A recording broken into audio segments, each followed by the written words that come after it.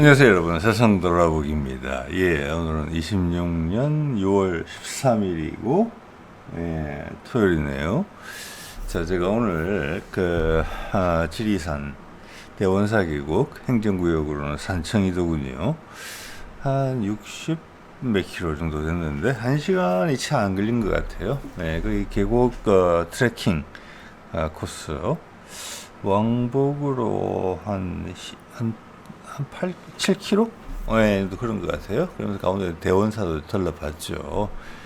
제가 고등학교 1학년 때 가족 그 당시 캠핑을 갔던 곳이에요. 그러니까 자그마치 얼마 전이냐 한 40년이 넘었어요, 사실은. 자, 거기서 거기 다녀오면서 걸으면서 든 생각들 좀 말씀드려 볼게요. 조금 내용은 단순한데 제가 잘 전달을 드릴 수 있을지가 모르겠어요. 제가 이제 드리는 사실과 사실들 사이의 거리가 조금 먼 편이거든요. 오늘은 이제 문화인 꼭지 하나 골랐습니다.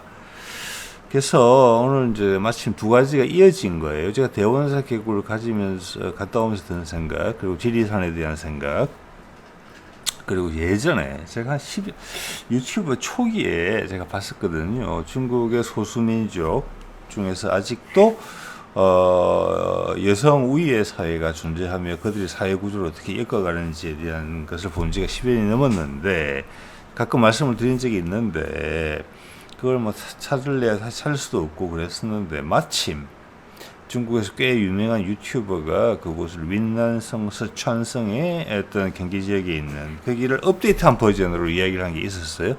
같은 동네라고 생각을 합니다. 자, 그래서 좀 복잡한 이야기를 좀 엮어볼게요. 여러분이 제가 채널에서 가장 많이 주요 말씀드리려고 노력하는 부분 중에 하나가, 세상이 바뀌려면 사람이 먼저 바뀌어야 된다. 그것은 달걀이 먼저냐 계란이 먼저냐 이런 이야기하고 비슷한데, 그것도 어떻게 보면 이분법적인 생각이고, 사실 변할 때는 섞여서 변합니다. 그지요? 자, 그 중에 하나가 제가 가끔 추상적으로 말씀드리는 양에서 음으로 바뀌는 그런 세상이다. 그것은 여러분들이 인정을 하셔야 될 겁니다, 이제는. 그죠?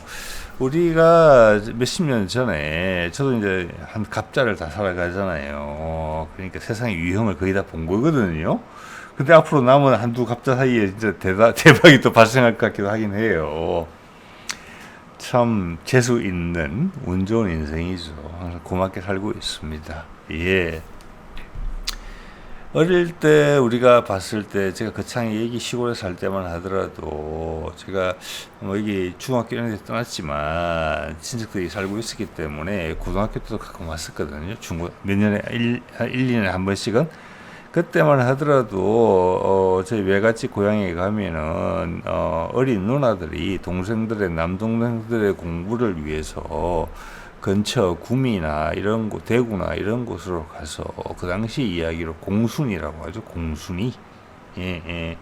그걸 하면서, 그 당시는 노동조건도 열악했습니다. 사실은 전태일이 있던 그 시기니까.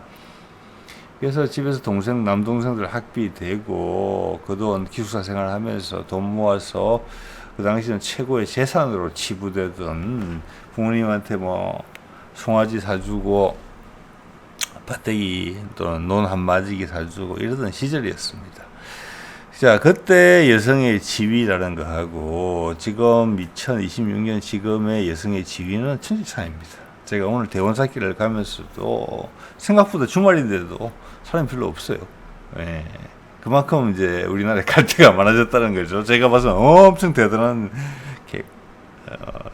세상 어디 가도 보기 힘든 계곡길이었는데, 거기 갔다 오면서 노부부들을 자주 마주칩니다, 이렇게. 몇십 년 전 생각할 수도 없는 부부 간의 어떤 분위기 차이죠. 자, 그런 거 하고, 또 제가 최근에도 말씀을 몇 번 드린 건데, 이거는 저한테 착 다가오는 거예요. 환단고기에 보면은 단군의 수명이 100년, 짧게는 100년, 길게는 뭐 수백 년 되는데, 그거에 대해서 설명도 해줄 수 있을 것 같아요. 그때의 사회상이 지금의 사회상과 같은 줄 아느냐.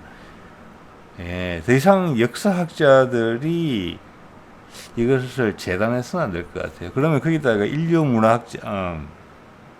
문화학자들이 들어와야 되냐. 이렇게 말하는 것도 상당히 과거의 방식이에요.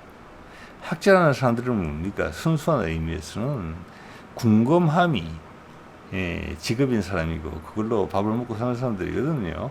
근데 나는 역사학자니까 인류 문학에는 관심이 없다. 이렇게 말하는 것은 바보 같은 이야기입니다. 아주. 나는 월급 주는 사람을 위해서 산다. 그 이야기밖에 안 되는 거예요. 학자가 아니죠. 그런 각자 학자들이 주변에 수십 년간 쫙 깔려 있었고 우리는 그들한테 그들이 만든 교과서를 가지고 공부해서 지금의 생각을 갖고 있습니다. 여러분의 소중한 인생이 다른 사람들이 재단한 진실과는 거리가 먼 양념으로 가득 찬 집밥이 아닌 가장 싸구려 인스턴트 푸드로 여러분 인생을 살아서야 되겠습니까? 그죠? 자, 뭐 그런 이야기를 조금 띵뛰기가 좀 심할 것 같은데 그냥 해보겠습니다. 예. 자, 오늘 뭐 중요한 이슈 이야기는 하나 해야 되겠죠. 자, 우리 이재명 팀이 지금 유럽에 가 있는데 지금 요번에 주말에 사인한다 그랬는데 우리 토요일은 아니고 시차를 이야기하면 어차피 내일 모레 시간 남아있긴 한데 미국과 이란의 MOU 여기서 처음으로 청와대 이야기가 나왔어요. 청와대 이야기는 저 이재명의 생각이라는 것이죠. 합의 접근에 동향이 있으라고 아주 멀게 이야기했는데 제가 보기에 지금 벌써 몇 달 지났잖아요. 이란과 뭐 이게 종전한다는 게 이야기가 나온 게 그거 몇 달 만에 처음 나온 이야기다. 이것을 굳이 유럽 출장 중에 이야기 안 해도 되거든요. 이걸 했다는 것은 우리의 이해관계랑 깊은 연관이 있다는 이야기고 요번만큼은 될 가능성이 높다. 그건 뭐 제가 채널에서 쭉 드려온 말씀이니까 더 이상 드리진 않을게요. 근데 이게 며칠 전에 처음 나왔을 때만 하더라도 종전 합의라는 쪽이 강했는데 지금은 MOU라고 돼 있어요. MOU는 합의보다는 밑에 단계거든요. 그래서 이것은 이야기해주는 바가 뭐냐면은 한꺼번에 모든 걸 다 하겠다. 시간에 맞춰서. 대신 이란과는 먼저 해결을 해야 된다. 뭐 전에 북한과 해결하기 전에. 지금 순서가 분명히 있다. 예, 이게 단계가 있다. 계층이 있다. 영어로 말하면 하이어라키가 있다. 이런 얘기를 하는 거예요, 지금. 그 정도 메시지가 나오니까 우리가 받았다라는 것은 우리는 북한과의 관계에 대해서는 잘 알고 있을 거예요. 왜냐하면 미국이 북한과 직접 접촉하고 있지 않거든요. 우리 중재로 되기 때문에. 제가 거꾸로 이야기하면 트럼프가 할 일을 제대로 했다. 마지막 최종적인 조율까지 제가하면서 이렇게 해석할 수 있는 여지가 분명히 있다는 말씀을 제가 드리는 것이고요. 여러분 다 생각해 보시기 바랍니다. 제 의견이니까요. 자, 오늘 제가 이제 대원사 계곡 다녀오면서 그때 제가 17살이던 시절, 그러니까 보자, 80년대? 85년?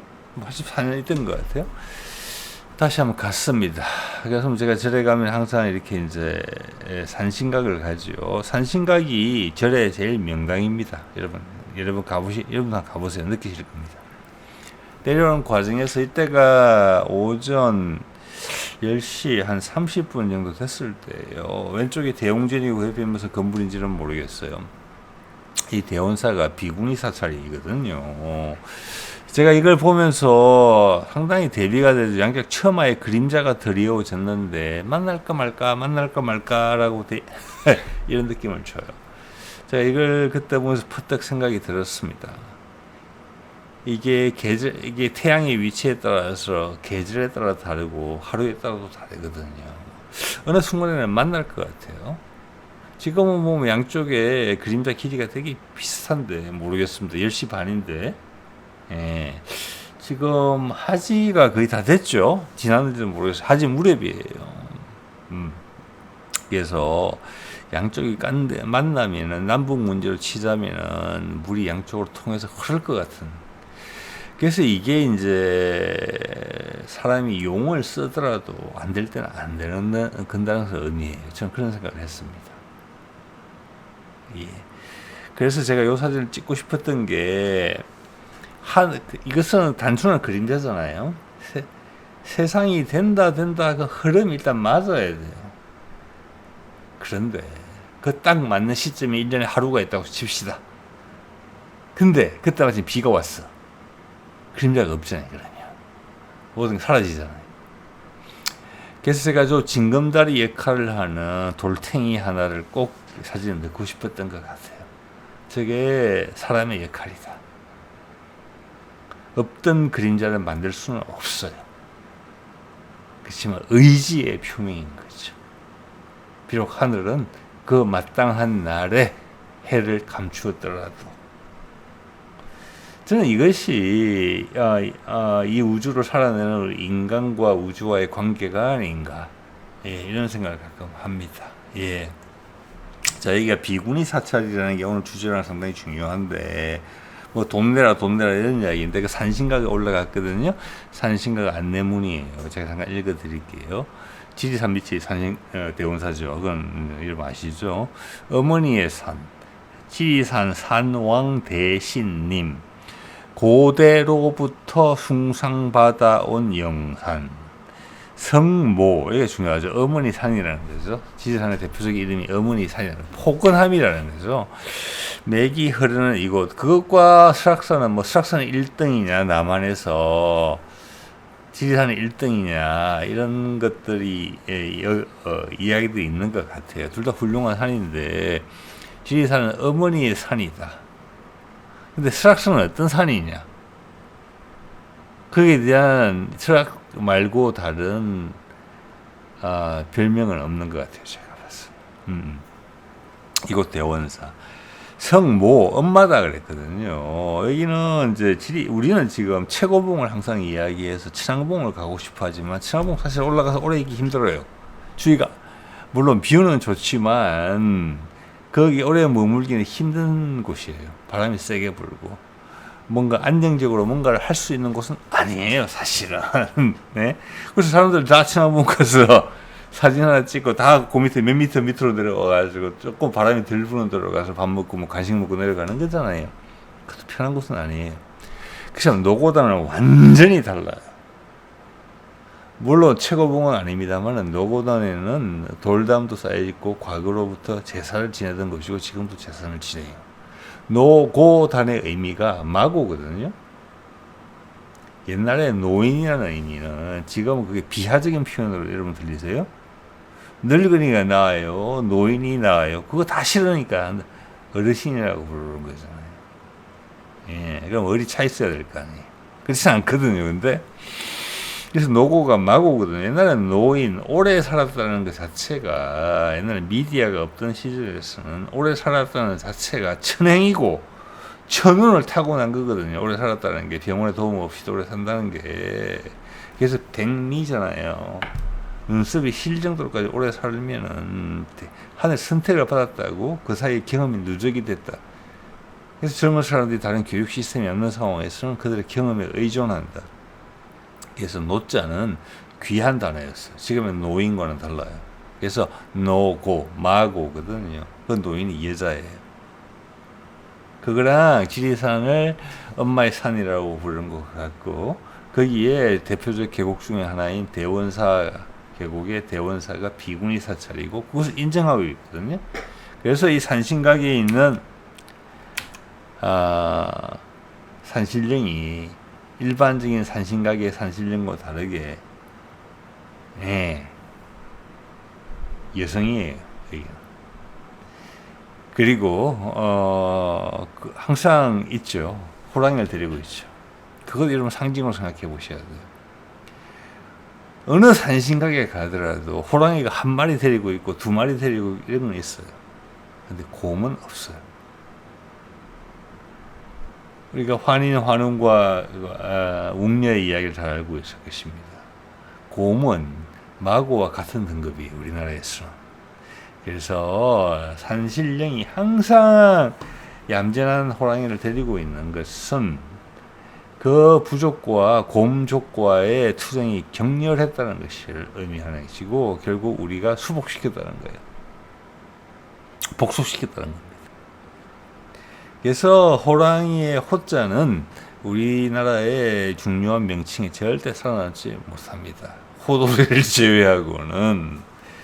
자, 이런 말씀 드릴 수 있을 것 같고, 가야산의 산신령도, 가야산은 지금 대가야의 모산으로 되어 있죠. 진산으로 되어 있고, 원래는 우두산이에요. 여기도 우두산, 우뚝산인데, 지금 가면 정견모주라고 그를 모시는 사당이 해인산 내에 있죠. 여자예요. 여기도. 덕유산, 자, 아까 노고단의 관점에서 말씀을 드리면 옛날 사람들이 산을 볼 때는 달랐어요. 물론 덩치가 크고 우람해야 되는 건 사실이지만 가장 높은 곳이 아니어도 내 주변의 모든 상황이 가장 신령스러운 곳이면 되는 거예요. 지금의 덕유산 정상보다 이름이 뭐더라 기억이 안 나네요. 남덕유산이 당시에선 그랬을 거예요.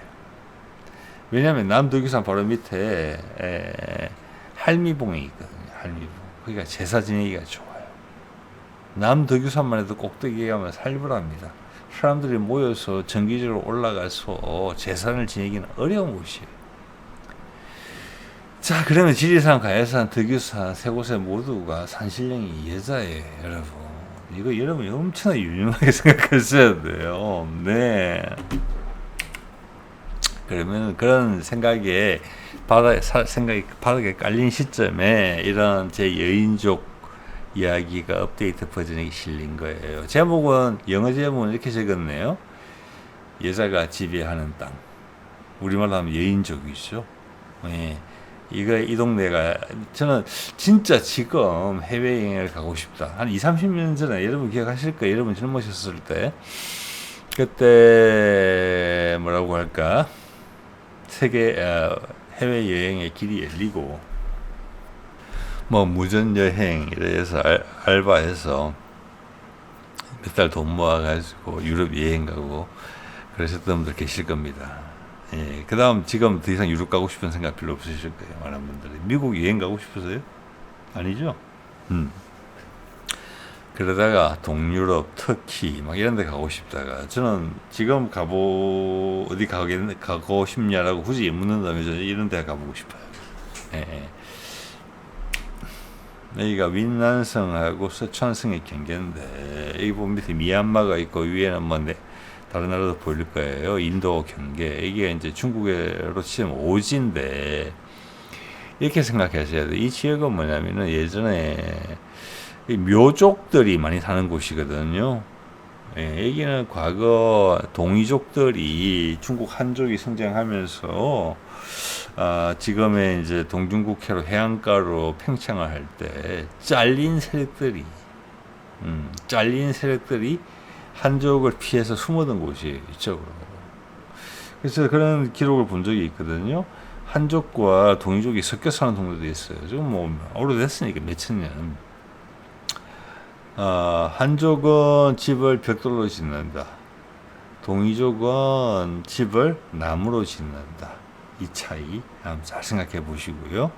중국 중심적인 사고에서는 중국이 구이로 둘러싸여져 있었다. 이렇게 이야기를 한단 말이에요. 그래서 지금도 중국에서는 장족이라고 부르는 티베트, 그리고 밑에 묘족, 이런 게 주요 부족들이에요. 사실 이게 몽골도 그 중에 하나고, 이거의 문화적 정체성은 한족보다는 지금은 팽창을 해 있기 때문에 한족이 그들을 다 포괄하고 있지만 과거에는 포위된 형태였을 거예요. 한족이. 그래서 이제 중국이 동이족으로 부르는 거죠. 우리 조상들의 세력은 그 주류가 부여를 큰 혼란기를 겪은 다음에 수백 년에 한반도로 낙차게 된 것이고, 나머지는 고립됐다. 그렇기 때문에 이 지역은 뭐 최근 10년, 20년 전까지만 하더라도 중국 내부에서 고립되어 있던 지역이었죠. 그냥 경계가 중국에 포함됐을 따름이에요. 예. 그래서 그 당시 이제 묘족들이 하는 이야기를 들어보면은, 우리는 동쪽에서 왔다. 이런 이야기를 하거든요. 그래서 이제 과거에 인류 문명의 초창기 때는 우리가 시족이라는 이야기가 남아 있잖아요. 지금 시족이로 돼 있었다. 그 시가 뭐냐? 시는 사실 중요하지 않아요. 여성 우위의 사회였다. 그리고 그 문화를 가진 그런 전통을 가진 나라는 그 역사가 그만큼 오래됐다. 자, 기독교가 등장하기 훨씬 전 메소포타미아 문명을 일으켰던 수메르족이 왔을 때 그들이 모시던 신은 여성이었다. 고대의 오래된 문명의 흔적을 찾아보면 다 그들이 모시던 신은 여성이었다. 그래서 제가 단군이 남자가 아닐 수도 있다는 말씀을 제가 드리는 겁니다. 감히. 우리 마고 할미, 아까 좀 전에 우리나라 남한에서의 대표적인 산, 거기는 인문학이랑 상관이 있거든요. 제가 설악산의 빼어남을 알고 있습니다. 저도 설악산 몇 번 가봤습니다. 예, 뭐 대청봉, 그리고 비선대로 올라가서 대성령인가요? 그래서 공룡농선, 봉정암, 백담석 계곡을 걸어 내려오고, 그럼 뭐 나름대로 풀코스죠. 해봤지만 설악산과 좀 전에 말씀드린 지리산, 덕유산, 가야산이 다른 것은 뭐냐면은 사람을 품는다는 거거든요. 그래서 인문학이라는 말 하고 싶은 거예요. 사람과 산의 관계거든요. 그 상호작용이 그 산에 배어 있느냐 안 배어 있느냐는 큰 차이예요. 단지 높으냐 예쁘냐가 아니고, 그렇게 따지면 히말라야 산맥이 제일 멋지죠. 그렇죠. 에베레스트 산맥이. 그렇어요? 남미꽃 끝에 있는 파타고니아가 더 이쁘죠. 사진으로는 그렇죠. 가면 몸으로 가면은 정복욕 아닌 다음에는 다시 가고 싶을까? 소위 전문 사나이만 한번 가보고 도전하고 싶은 곳이에요. 목숨을 걸고 인류의 대부분을 차지하는 보통 사람들이 편안함을 느낄 곳이 아니죠. 자, 그 정도 말씀을 드려보고요. 자, 여기 보면은 이제 지금 여인족의 분위기가 남아있는 그 지역을 가기 위해서 그 근처에 있는 제법 소규모 중소도시를 갔겠죠. 그랬더니 이런 여성들이 눈에 띈다는 겁니다. 느끼시죠? 여기서 지적하는 내용이 그거예요. 제가 느낀 것도 마찬가지예요. 자신감이에요. 여자의 자신감. 그리고 가체를 한다는 거고. 옛날에 머리가 컸다는 게 중요하다는 겁니다. 옷도 유심히 살펴보면 북한식 한복이랑 상당히 비슷해요. 약간 이제 남한식 한복은 좀 화려해졌지만 북한식 한복은 뭐냐면은 전투적인 옷이라는 느낌이 좀 강하거든요. 북한식 전통 무용을 보더라도 그래요. 예, 중앙아시아계라 그렇게 표현하는 건 좀 알고 있는데, 우리 남쪽에서 칼춤 이런 게 있죠. 그래서 제가 얼마 전에 태권도 이야기도 들었지만, 옛날에 무용은 그 사람들의 무예랑 항상 같이 녹아 있어요. 결을 같이 해요. 그때는 따로 특수기관이 없었거든요. 근데 태권도의 품새는 우리 전통 무용의 각이랑 다르다. 예를 들어서 동남아에 뭐 인도네시아에도 무술이 있고 태국에도 무술이 있고 한데 또 다른 나라도 있겠지요. 그들의 무용을 보면, 전통 무용을 보면은 그들의 무술의 품새랑 상당히 비슷해요. 예. 자, 어쨌거나 지금 여러분 느끼시잖아요. 수십 년 전에 여성의 지위랑 우리 지위가 다르다. 이번에도 경기도지사 경쟁을 여성끼리 했고, 국무총리도 여성이 됐죠. 오랜만에. 훨씬 더 실권이 있을 거라고 봅니다. 처음에 상징적인 것으로 출발을 해서 지금은 실무적인 것으로 바뀌고 있어요. 북한의 김정은 다음에 2인자도 어쩔지 모르겠지만 그게 딸로 비춰지고 있거든요. 여자아이들이 자신감이 있고 남자아이들은 자신감이 없어요. 어린 친구들을 보면. 그 자신감이 이게 표시되고 있잖아요. 그러니까 자신이 있다는 거예요. 자, 이게 양에서 음으로 가는 세상이 아니면 뭡니까? 내가 남자한테 잘 보인다 이런 관점이 없어요. 나는 나고 나 스스로 돋보이고 매력이 있다는 거예요. 자, 이런 것들이 보인다는 거고, 이 동네를 찾아간 겁니다. 이 주인공이. 건강하고 강인하고 커요. 제가 10여 년 전에 봤던 중국 여인족의 문명에도 보면은 남자가 필요할 때는 언제냐. 남자가 용기를 증명을 해야 돼요. 이게 그런 이야기까지 안 나오더라고요. 이게 너무 신기해하는 거 위주로 돼 있는데, 그때는 이런 게 있어요. 여자들이 사는 집이 성 같은 데 살았거든요. 옛날에는 시족별로 경쟁 관계가 있으면 알 수가 있어요. 시족 하나를 아우르는 성 같은 데 살았어요. 과거에 우리 부도지에 나오는 마고성도 그랬을 가능성이 커요. 그 시족끼리 경쟁 관계에 있었고, 그 권력은 여성을 통해서 지내시고, 사람이 수명의 한계가 있기 때문에, 이번에도 보면, 이 내용에도 보면은 4세대에서, 잠깐만요, 5세대 정도 같이 살아요. 당연히 여자가 모든 걸 총괄하죠. 남자는 여성을 찾기 위해서는 용감함을 증명을 해야 되고, 그 어려운 성벽을 기어 오를 수가 있어야 돼요. 자, 그래서 여자의 승인을 받게 되면 같이 살아요. 좀 아기가 생겨요. 그러면 나가요. 어디로 가느냐? 지금 이 동영상의 기준으로 하면 자기 엄마 시족으로 가서 살아요. 아이만 낳고 가요. 그 아이는 누가 키우느냐? 4세대, 5세대가 같이 살잖아요. 그러면은 아이 엄마의 뭐라고 할까? 삼촌들이 많이 있어요. 그 배에서 태어난. 자기 자신 것처럼 같이 키워요. 대부분 농사일도 여자가 지어요. 남자가 필요할 때는 언제 필요하느냐? 집 지을 때하고 주위랑 전쟁할 때. 남자의 절대적인 힘이 필요할 때. 그 외에는 뭐냐? 그냥 농사일도 여자가 지니까 그 당시에는 경제력의 핵심이 농사잖아요. 거기 한량이 그렇게 나온 거예요. 한량이. 그게 낯설지 않아요. 그래서 한량을 수용해주는 우리 여성의 마음에도 그런 흔적이 남아있다고 볼 수도 있어요. 여자가 강인하잖아요. 한국 여자는 특히 더 강인해요. 자, 제가 이제 과거의 다른 이야기 좀 엮어보자면은, 제가 그때 윤석열 당선됐을 때 제가 지리산 한 일주일 여행을 갔었는데, 그 돌아오는 과정에서 순창을 가봅니다. 순창을 가보면 이게 신경준의 흔적이 있어요. 신경준은 뭐냐면 소위 우리 여러분 아시는 산경표라는 거, 즉 산을 맥으로 보는 시스템을 이제 완성시킨 사람이거든요. 그러니까 그전부터 이야기 있었지만 정리했다고 보시면 되죠. 지금도 그 흔적이 많이 남아있죠. 왜 덕유산 정상에 가가지고 무주적으로 빗물이 떨어지면은 그게 어디지? 금강으로 가요. 남쪽으로 떨어지면은 거창을 거쳐서 낙동강으로 가거든요. 그런 거죠. 지금은 상당히 합리적이라고 봅니다. 그때 제가 이 신경준의 집을 가보고 본 거는 뭐냐면은, 신경준이 자기 집이 아니에요. 이게 처갓집이에요. 여기가. 이 조선 후기의 사람이거든요.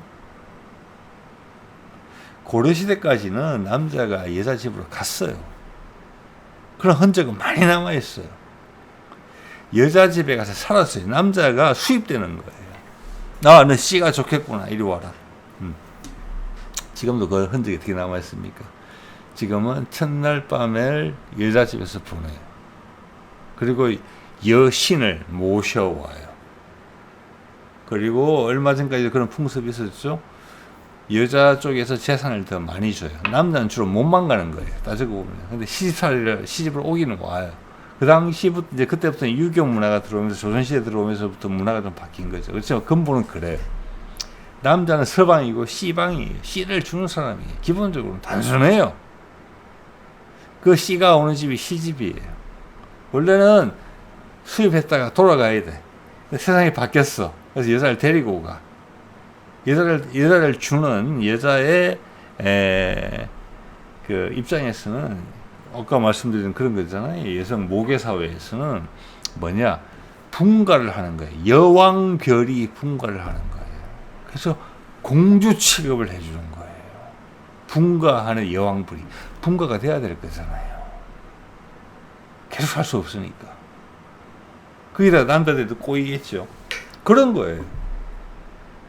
그래서 꽃가마에 태워서 여신처럼 해서 모시고 가는 거예요. 그거랑 절충됐다 이렇게 보시면 돼요.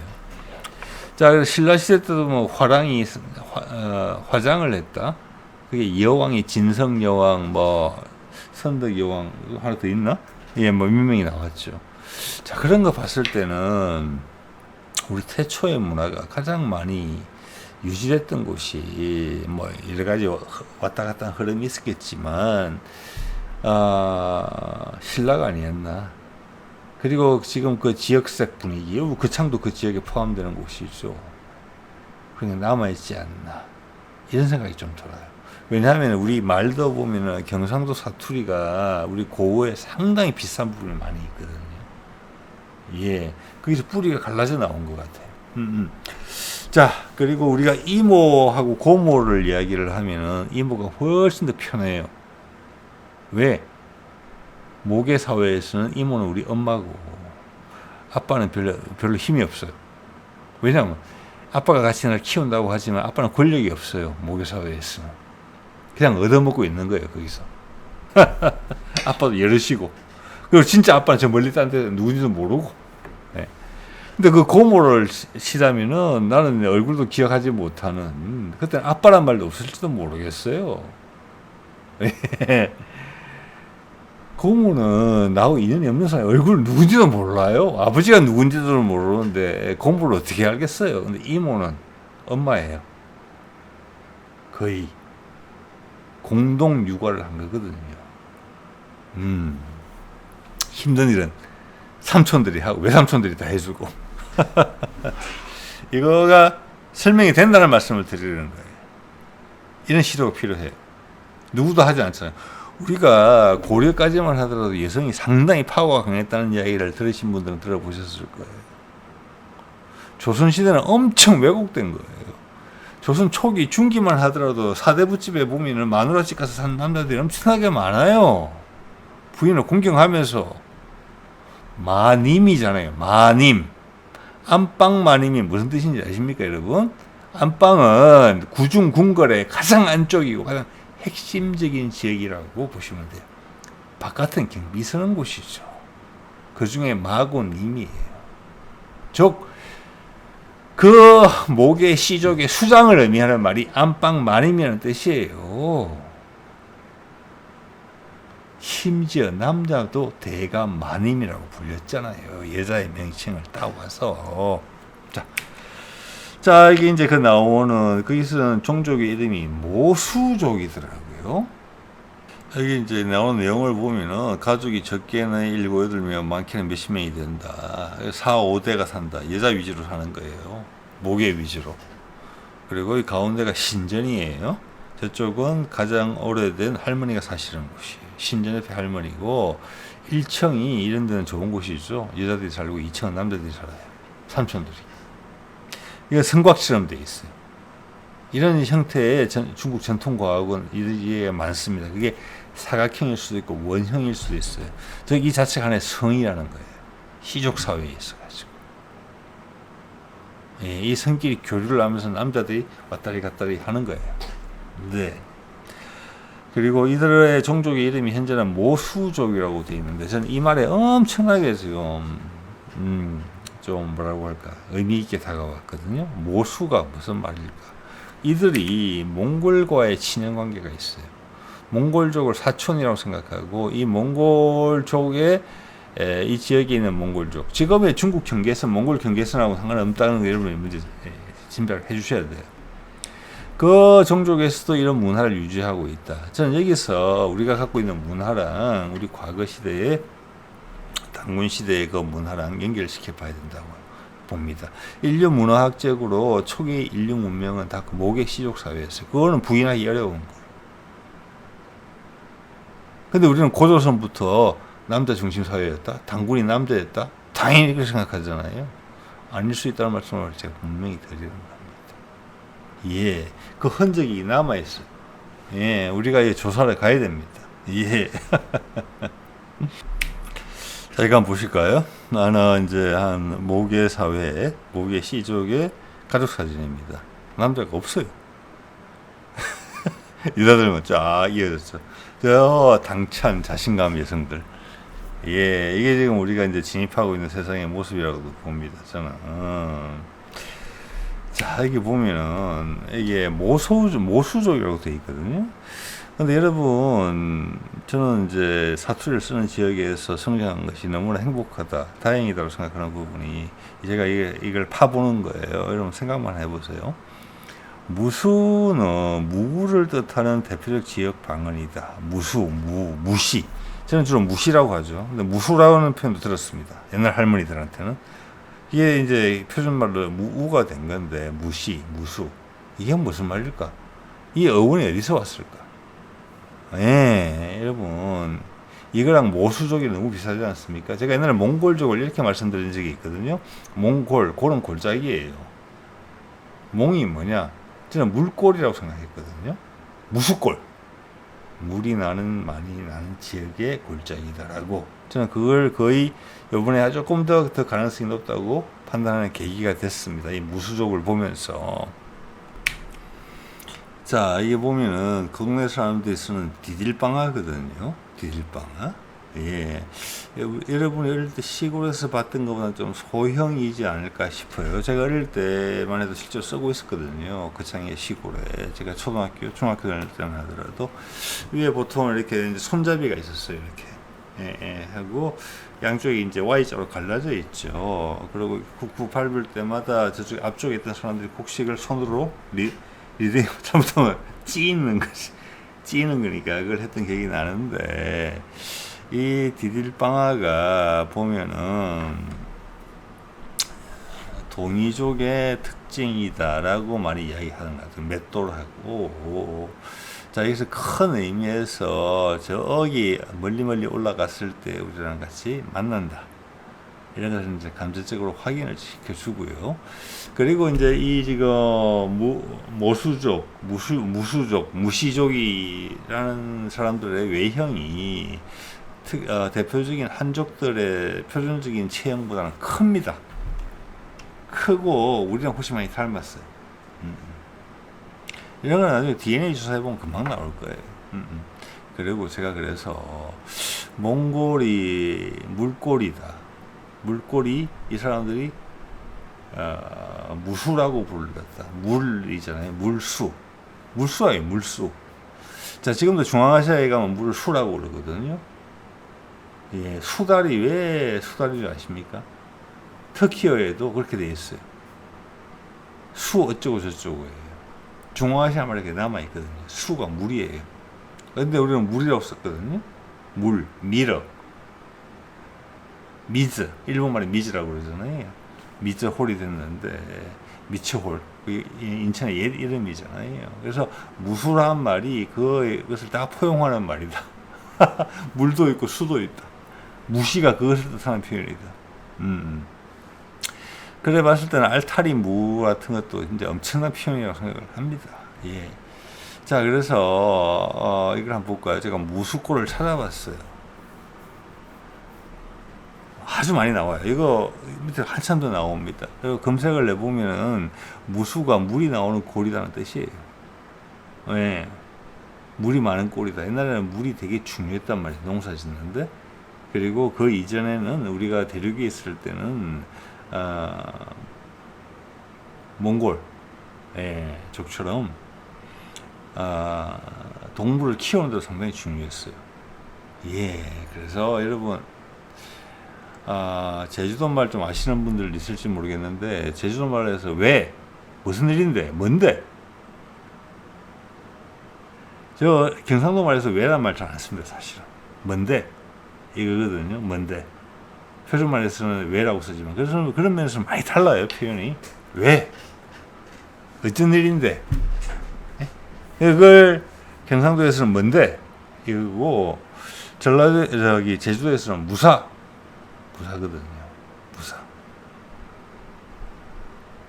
이것은 경상도 말에서 뭔데랑 무사인데, 무사 이거하고 비슷하다고 봅니다. 이건 뭐냐면 과거에 물이 엄청나게 중요했다는 거예요.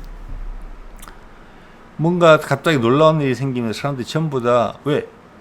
그 우물에 무슨 일이 생겼어? 이렇게 물어본 거랑 마찬가지예요. 무사에 무슨 일이 생겼어? 우리 농사하고 동물 키우는데 큰 일 나는 건데 갑자기 사람들이 놀래고 급하게 들어오면, 자, 보통 부정적인 거예요. 외에는 되게 중립적인 표현으로 많이 쓰거든요. 좋은 쪽으로도 나쁜 쪽으로도. 물론 의아하다는 표현이 더 강하긴 하지요. 근데 경상도에서 뭔데 아마 제주도에서 그렇게 무사했을 때는 놀라는 표현이 더 강해요. 가장 중요한 곳에 무슨 문제가 생긴 게 아닌가. 예. 그게 우리 무우의 어원과 같다? 모사족과 같다?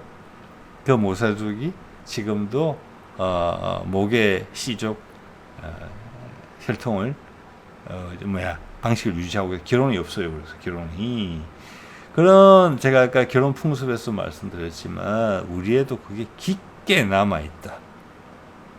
심지어 한량 문화까지 한량이 용인되는 그 문화. 예, 뭐 요 정도까지 말씀드릴게요. 자, 뭐 자극 받으실 수 있는 분들은 자극을 충분히 받으실 수 있다고 또 봅니다. 이런 말씀을 드리더라도 네, 오늘 이 정도 말씀드릴게요. 네.